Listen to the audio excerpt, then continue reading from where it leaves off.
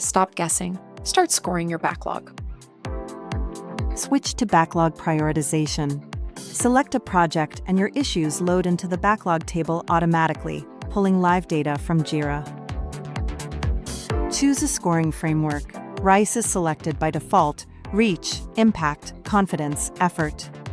You can also switch to RICE or ICE with one click.